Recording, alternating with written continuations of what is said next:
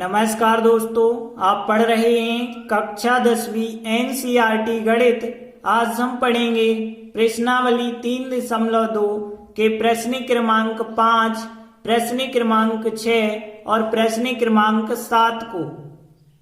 तो देखिए, प्रश्न 5 है, एक आयताकार बाग जिसकी लंबाई चौड़ाई से 4 मीटर अधिक है का अर्ध परिमाप 36 मीटर है, तो बाग की विमाएं ज्ञात कीजिए। विमाओं का मतलब होता है लंबाई और चौड़ाई। आयताकार बाग है, लंबाई चौड़ाई उसकी विमाएं कहलाती हैं। तो एक को हम x मान के चलेंगे और एक को y मान के चलेंगे। तो हम मान के चले आयताकार बाग की लंबाई x मीटर है और उसकी चौड़ाई y मीटर है। अब देखिए, प्रश्नानुसार क्या कहा गया है, लंबाई चौड़ाई से 4 मीटर अधिक है। तो हम क्या लिखेंगे, लंबाई जो है चौड़ाई से 4 अधिक है, तो चौड़ाई में 4 हमें प्लस करना पड़ेगा। अब लंबाई हमने x माना है तो x रख देंगे, चौड़ाई y माना है तो y रखेंगे, प्लस 4 करेंगे और आगे हम पक्षांतर कर लेंगे तो x माइनस वाई बराबर 4 बन जाएगा, समीकरण नंबर 1। आगे प्रश्न पढ़ेंगे तो जो आयताकार बाग है उसका अर्ध परिमाप 36 है। तो देखिए, अर्ध परिमाप 36 है। अर्ध परिमाप कहलाता है लंबाई और चौड़ाई का योगफल कहलाता है। तो लंबाई और चौड़ाई का योगफल हमें 36 दिया गया है। ये हो गया समीकरण नंबर 2। अब देखिए, यहाँ दो समीकरण जो बने हैं, इन दोनों समीकरण को अब हम हल करेंगे। अभी तक हमने केवल ग्राफ वाली विधि पढ़ी है, तो ग्राफ वाली विधि से हल करते आ रहे हैं। लेकिन आगे जब हम पढ़ेंगे प्रतिस्थापन, विलोपन, वज्र गुणन विधि, तो आप किसी भी विधि का इस्तेमाल कर सकते हैं इस सवाल में। तो देखिए, इसे हम विलोपन विधि से हल करना बताते हैं। तो देखिए, विलोपन विधि में क्या करते हैं, आपके पास दो समीकरण होते हैं। ये रहा पहला समीकरण हमारा और ये रहा हमारा दूसरा समीकरण। और फिर हम क्या करते हैं, दोनों समीकरण को यदि विलोपन विधि से हल करना है तो हम चेक करते हैं कि x के गुणांक समान हैं या y के गुणांक समान हैं। एक किसी के समान होने चाहिए। यहाँ तो दोनों के समान, x का भी एक, y का एक और y का एक है। तो यहाँ पे आप जब x और y दोनों के समान हैं तो या तो आप जोड़ दो या घटा दो। तो जैसे हम इनको जोड़ देते हैं दोनों समीकरणों को, तो हमने लिखा यहाँ पे जोड़ने पर। अब जब जोड़ेंगे तो एक x और एक x जोड़ेंगे, 2x हो जाएगा। माइनस वाई प्लस के y कट गए होंगे तो इनको हम नहीं लिख रहे हैं। 4 और 36 को जोड़ेंगे, 40 हो जाएंगे। 2x बराबर 40, तो x बराबर 40/2 आएगा और 40/2 मतलब x का मान कितना आ गया है, 20 आ जाएगा। अब जो x का मान आया है, अब हमें y का मान तो चाहिए, तो इस x के मान को हम समीकरण 1 या 2 किसी में भी जाके रख सकते हैं। तो x का मान हम समीकरण 2 में रख के बता रहे हैं। तो देखिए, x की जगह पे कितना लिखना है, हमें 20 लिखना है, प्लस यहाँ पे y था तो हमने y लिखा, बराबर है 36। और यहां से देखेंगे तो y बराबर 36, 20 का पक्षांतर कर देंगे तो 20 माइनस के हो जाएंगे और y बराबर हमें कितना मिल जाएगा, 16 मिल जाएगा। घटा देना 20 को तो यहाँ 16 आ जाएंगे। तो y का मान 16 आ गया। अब हमसे पूछा गया था कि बाग की विमाएं बताइए। तो विमाएं मतलब लंबाई 20 मीटर हो गई और चौड़ाई 16 मीटर हो गई।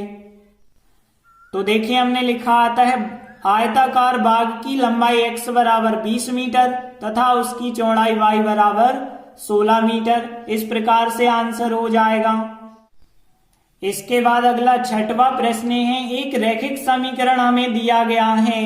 अब हमें एक और 2 चर वाला समीकरण बनाना है और वो इस प्रकार से बनाना है ताकि ये समीकरण और जो हमें बनाना है वो वाला समीकरण, इन दोनों का युग्म जो है प्रतिच्छेदी रेखाएं प्रदर्शित करे और इन दोनों का युग्म समांतर रेखाएं प्रदर्शित करे और समपाती रेखाएं प्रदर्शित करे।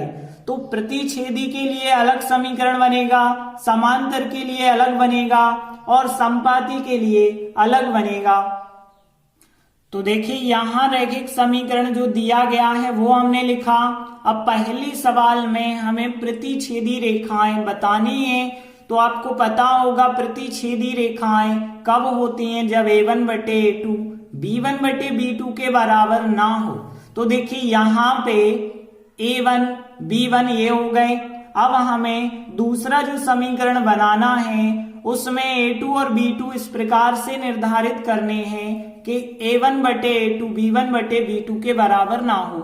जैसे हमने यहाँ पे लिख दिया 3x प्लस यहाँ पे 4y लिख दिया माइनस 10 बराबर 0। अब आप देखेंगे a1 बटे a2 2 बटे 3, b1 बटे b2 3 बटे 4, ये दोनों बिल्कुल बराबर नहीं होंगे। तो इसका मतलब है ये वाला जो समीकरण होगा इसके साथ प्रतिच्छेदी रेखाएं बनाता होगा। ऐसे अनेक संभावित उत्तर हो सकते हैं, जरूरी नहीं है कि आप यही उत्तर लिखें, और भी कई ऑप्शन है। 3-4 की जगह आप कोई भी संख्याएं ले सकते हैं। इसके बाद देखिए दूसरे सवाल में समांतर रेखाएं हमें चाहिए। समांतर रेखाएं कब होती हैं आपको पता होगा, जब a1 बटे a2 b1 बटे b2 के बराबर हो जाए लेकिन c1 बटे c2 बराबर ना हो। तो ध्यान देना a1 a2 b1 b2 तो बराबर चाहिए लेकिन c1 c2 बराबर नहीं चाहिए। जैसे हमने क्या किया, यहाँ 2 का दुगना 4 ले लिया और यहाँ 3 का दुगना 6 ले लिया। मतलब यहाँ a1 बटे a2 करेंगे तो 2 बटे 4 कट के 1 बटे 2, 3 बटे 6 करेंगे कट के 1 बटे 2। लेकिन यहाँ हम 8 बटे 16 नहीं ले सकते क्योंकि तीनों बराबर नहीं चाहिए, हमें केवल 2 बराबर चाहिए। तो यहाँ पे जैसे हमने 9 लिख दिया तो ये तो 1 बटे 2 आएंगे, ये भी 1 बटे 2, लेकिन ये 8 बटे 9 आएंगे। तो 2 चीजें बराबर होंगी, तीसरी तो बराबर नहीं हो पाएगी। इसका मतलब है ये वाला समीकरण इस वाले समीकरण के साथ समांतर रेखाएं प्रदर्शित करेगा। इसके भी अनेक उत्तर हो सकते हैं जिनमें से हमने एक ये उत्तर लिखा। आप कुछ भी यहाँ पे संख्याएं ले सकते हैं। अब देखिए तीसरे सवाल में हमें समपाती रेखाएं बतानी है। समपाती रेखाएं कब होती हैं, जब तीनों बराबर हों। अभी हमने लिखा है जब 2 चीजें बराबर हैं तीसरी बराबर नहीं है तो समांतर रेखाएं, लेकिन अब की बार हम तीनों बराबर कर देंगे। तो देखिए यहाँ 2 है तो जैसे हमने 2 का दुगना 4 कर लिया, 3 का दुगना 6 कर लिया और 8 का दुगना 16 कर लिया। तो यहाँ पे 2 बटे 4 काटेंगे 1 बटे 2, 3 बटे 6 काटेंगे 1 बटे 2 और -8 बटे -16 काटेंगे तब भी 1 बटे 2, तीनों बराबर आ जाएंगे। मतलब ये समीकरण और ये समीकरण समपाती रेखाएं प्रदर्शित करेगा। तो ऐसे हमें उदाहरण कई बताए जा सकते हैं। तो इस प्रकार से प्रश्न 6 कंप्लीट हुआ। इसके बाद अगला 7वां प्रश्न है। यहाँ पे हमें 2 समीकरण दिए गए हैं, इनका हमें ग्राफ खींचना है और ग्राफ खींचने के बाद ये 2 रेखाएं और एक्स अक्ष इन तीनों से एक त्रिभुज बन रहा होगा। उस त्रिभुज के हम शीर्ष ज्ञात करेंगे और उस त्रिभुज को हम छायांकित भी करेंगे। तो देखिए यहाँ समीकरण जो दिए गए हैं हमने उनको लिखा। अब देखिए बराबर में 0 पहले से बना है तो कोई पक्षांतर नहीं करना। ये हो गया पहला समीकरण, ये हो गया दूसरा समीकरण। अब देखिए सवाल में हमें ये नहीं बताना है कि रेखाएं समांतर हैं, प्रतिच्छेदी हैं या समपाती हैं, संगत है या असंगत है, इसके बारे में कुछ नहीं बताना। सीधा हमें ग्राफ खींचना है। तो सीधा हम पहला समीकरण लेंगे उसकी टेबल बनाएंगे, दूसरा समीकरण लेंगे उसकी टेबल बनाएंगे, फिर हम ग्राफ बना देंगे। तो देखिए हमने पहला समीकरण लिया। अब यहां से y का मान निकालना है। तो देखिए y को आप इसी तरफ रखिए, x उस तरफ जाएगा माइनस का, 1 उस तरफ जाएगा वो भी माइनस का, लेकिन माइनस y नहीं होना चाहिए, प्लस का y होना चाहिए। तो फिर माइनस चिन्ह का गुणा कर देना तो प्लस का y बन जाएगा, लेकिन ये भी प्लस का बन जाएगा, ये भी प्लस का, क्योंकि माइनस से जब हम गुणा करते हैं तो चिन्ह बदल जाते हैं। तो देखिए ये आ गया y का मान। अब हम इसमें x के मान रखते चलेंगे। जैसे हम x बराबर 0 रखते हैं, यहाँ पे बटे में कोई संख्या ही नहीं है तो प्रॉब्लम नहीं है। फिर x बराबर 0 रखेंगे तो y बराबर 0 प्लस 1 प्राप्त होगा। 0 और 1 को जोड़ेंगे तो 1 आ जाएगा। यदि हम x बराबर 1 रखते हैं तो क्या प्राप्त होगा? x बराबर 1 रखने पर y बराबर x की जगह 1 प्लस 1, 1 और 1 हो जाएगा 2। तो देखिए x का मान 0 रखा तो 1 उत्तर, 1 रखा तो 2 उत्तर। अब हम इसकी टेबल बना लेते हैं।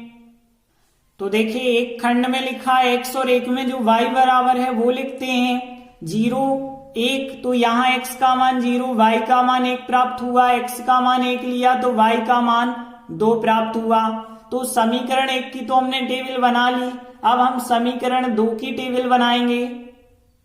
तो देखिए हमने समीकरण 2 लिया है। अब यहां से जब हम y का मान निकालेंगे तो पहले तो y वाला पद यहाँ पे, बाकी सबका पक्षांतर, 3x का पक्षांतर तो 3x ऋण के हो जाएंगे, 12 का पक्षांतर 12 धन के हो जाएंगे।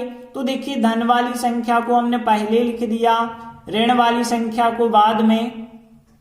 अगले स्टेप में 2 बटे में आ जाएगा। तो देखिए ये रहा y का मान। अब ध्यान देना x का हमें ऐसा मान रखना है ताकि ऊपर की संख्या में जब हम सॉल्व करें तो नीचे की संख्या 2 का भाग चला जाए। जैसे x बराबर 0 रखते हैं तो देखिए y बराबर 12 3, जहां x था वहां पे 0 रख देंगे और बटे 2 करेंगे तो यहाँ 12, 3 और 0 का गुणा किया हमने तो 0 बटे 2, 12 में से 0 घटाया 12 बटे 2, 12 बटे 2 मतलब कितना आ जाएगा? 6 आ जाएगा।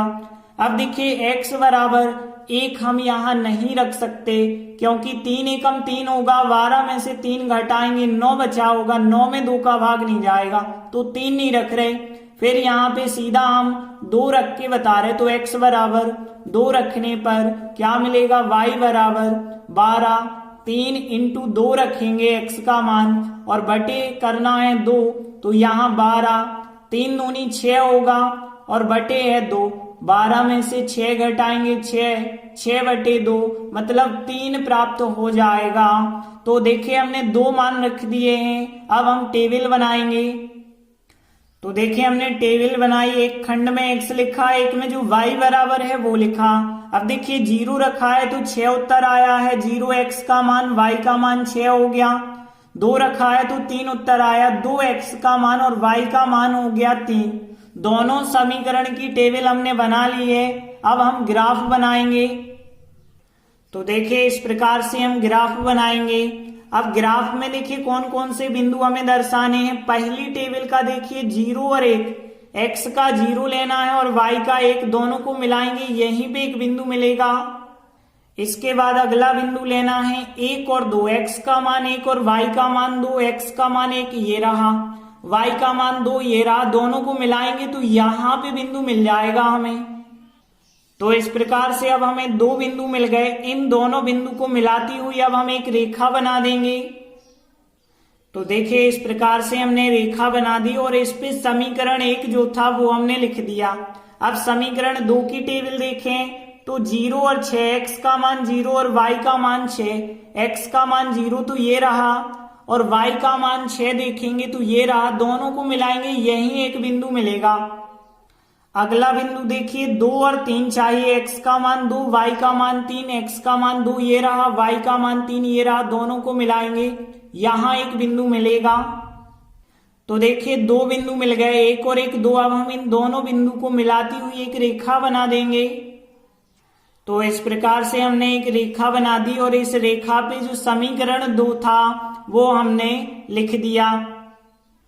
तो देखिए हमने ग्राफ तो बना दिया है। अब आगे क्या करना है, एक्स अक्ष और इन दोनों रेखाओं से एक जो त्रिभुज बन गया है उसके शीर्षों के निर्देशांक हमें ज्ञात करने हैं।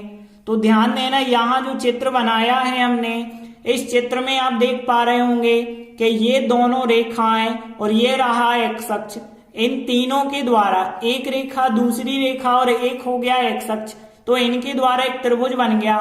जैसे मान के चलो यहाँ पे ए बिंदु कर देते हैं, यहाँ पे हम बी कर देते हैं और यहाँ पे हम एक बिंदु सी कर देते हैं। तो देख रहे हो आपके ए बी सी एक त्रिभुज बन गया है। हमें इनके शीर्षों के निर्देशांक बताने हैं। तो देखिए ए बिंदु के तो हो गए 2 3। यदि हम बी के देखें तो x का मान यहाँ -1 है, -1 हो गया x का मान, और y का मान 0 होगा। यहाँ पे देखें तो x का मान 4 है और y का मान कुछ नहीं होगा क्योंकि यहाँ 0 होगा। तो यहाँ पे शीर्ष एक a हो गया और एक b हो गया और एक c हो गया। इनके निर्देशांक इस प्रकार से हो जाएंगे। तो देखिए हमने लिखा यहाँ x अक्ष और इन रेखाओं मतलब जो समीकरण 1 और 2 हैं उनसे बना त्रिभुज कौन सा है, ABC है। और शीर्षों के निर्देशांक देखिए A बिंदु 2 3 है, B बिंदु -1 0 है और C बिंदु 4 0 है। ये कहलाते हैं शीर्षों के निर्देशांक, जो कि आपको इस चित्र में समझ आ गए। A बिंदु हो गया, B हो गया, C हो गया। इसके बाद हमें क्या करना था, जो त्रिभुज बना है, जो त्रिभुजाकार पटल है उसे छायांकित करना है। यहाँ जो त्रिभुज ABC बना है इसे आप छायांकित कर देंगे, मतलब इसमें डार्क कर देना है।